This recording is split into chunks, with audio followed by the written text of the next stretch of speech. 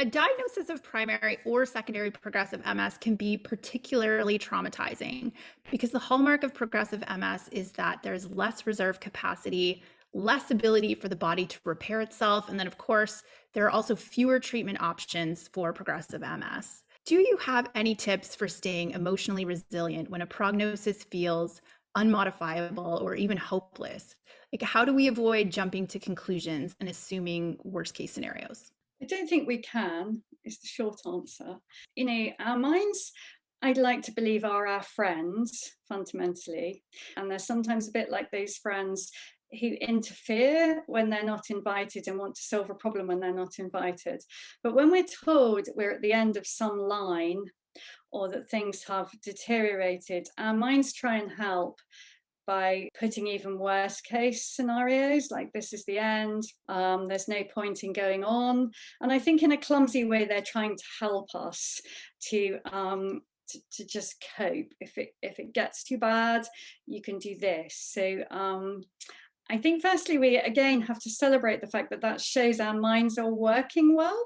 And despite how fatigued we might feel, despite how cognitively impaired we might feel, that shows that our minds are still doing what minds do. Sorry to interrupt, but it is such a relief to hear you say that, that first of all, that response is not avoidable. And secondly, that's your mind doing what it's supposed to do. If you think about it, it would be so abnormal, wouldn't it? If I said to you, your disease has progressed, and you went, "Cool," Yes. you know, Yes. Sometimes freaking out is entirely the appropriate reaction. yeah, it's totally normal and totally functional and totally reassuring. So one of the good things, probably not the right phrase, about the second time it's progressed, you've got a little bit of experience here. You know that you've been in this level of turmoil before and it felt like you'd never see the light again, but you did, and the evidence is for the vast majority of people, they will again do that. So it will feel traumatic, it will feel like all of that loss is back in your face, but that you will again start to enjoy life.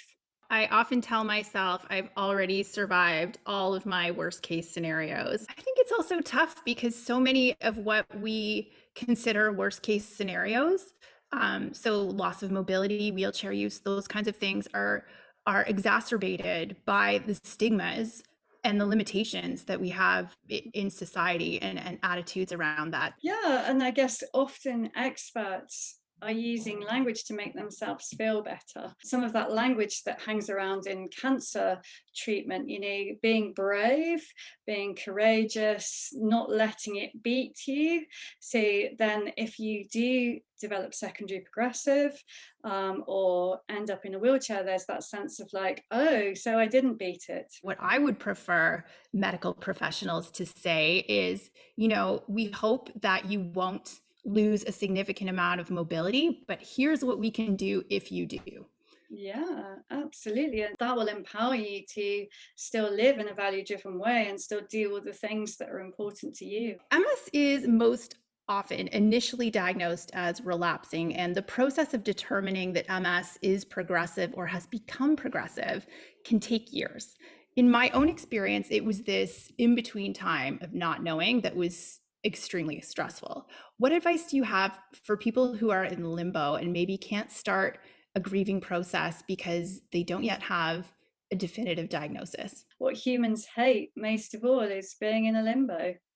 And people often crave certainty, even if it was a negative certainty. So I don't think there's anything different I can add around, just important to acknowledge that's a really tricky place to be in, and to be compassionate towards yourself about the distress that you experience. MS progression is scary. It's normal to freak out. The good news is there are tools, there are resources, and there are people who can attest to the fact that you will adapt, you will adjust.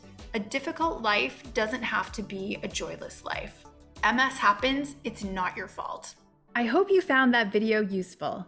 You can find more MS content on our channel or click the link to watch the next MS video.